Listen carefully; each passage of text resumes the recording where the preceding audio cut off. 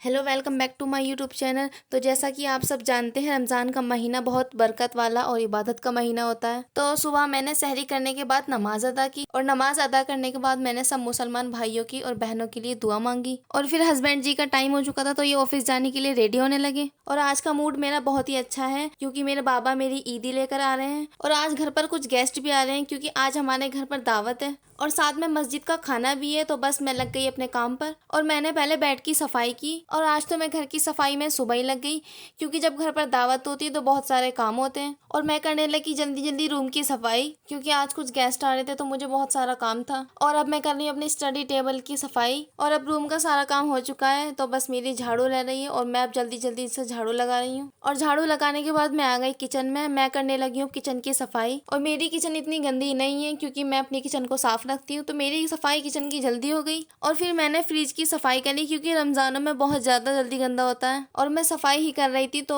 मैंने देखा बाहर एक पार्सल आया है और मैं ये सोच रही थी कि मैंने तो कुछ ऑर्डर नहीं किया और ये मेरे नाम का पार्सल आया है। और बस मैंने जल्दी से उसे ओपन किया और जैसे ही मैंने पार्सल ओपन किया तो मेरे चेहरे पे बड़ी प्यारी मुस्कान आई और मैंने देखा उसमें स्ट्रॉब क्रीम जो कि बहुत ट्रेंडिंग में चल रही है। और फिर तो मुझे उसे लगाने की बहुत जल्दी लगी और मैंने जल्दी से उसे ओपन करी और अपने हैंड पे लगाई। और जैसे ही मैंने उसे अपने हैंड पे अप्लाई किया तो उसका रिजल्ट वाओ बहुत ही ज्यादा अमेजिंग है और मुझे तो ये बहुत पसंद आई। फिर मेरे हस्बैंड का फोन आया, उन्होंने मुझे बताया कि मैंने तुम्हारे लिए स्ट्रॉब क्रीम मंगाई। काम में वक्त का पता नहीं चला तो टाइम काफी हो चुका है और अब मैं हो गई हूँ रेडी। और फिर नमाज का टाइम हो चुका था तो मैं पढ़ने लगी हूँ नमाज। और रमजान के महीने में इबादत का हमें बहुत ज्यादा सवाब मिलता है और रोजा रखने के बाद दुआ मांगो तो अल्लाह ज्यादा सुनता है। फिर नमाज अता करने के बाद मैं कुरान की तिलावत करने लगी। मैंने तसल्ली से बैठकर कुरान की तिलावत करी और अब टाइम भी काफी हो चुका है तो अब हम लगेंगे शाम की इफ्तार की तैयारी में। और फिर बैठ गए हम आलू छीलने क्योंकि हमें करनी थी बहुत सारी पकौड़ी। इसके बाद मैंने आलू कट किया और पकौड़ी के लिए बेसन तैयार किया और फिर आ गए हम पीछे चूल्हे पर क्योंकि इतनी सारी पकौड़ियाँ गैस पर नहीं होती और टाइम बहुत ज्यादा हो गया था। तो फिर हम बैठ गए पकौड़ी करने और मेरे साथ मेरी भाभी भी काम करा रही थी और फिर हमने फटाफट पकौड़ियाँ कर ली और फिर अंदर आकर फिर उठ की सारी तैयारियां कर ली और फिर हमने दस्तरखान लगाया और सब मेहमानों को बिठाया। इफ्तार करने के बाद हमने खाना खाया, उसके बाद सबने मेरी ईदी देखी और आज मैं बहुत खुश हूँ। अम्मी जान ने इतना सारा इतना अच्छा सामान भेजा। मैं आप सभी को अपना सारा सामान दिखाती हूँ। सो गाइस देखो, ये मेरी जूती हैं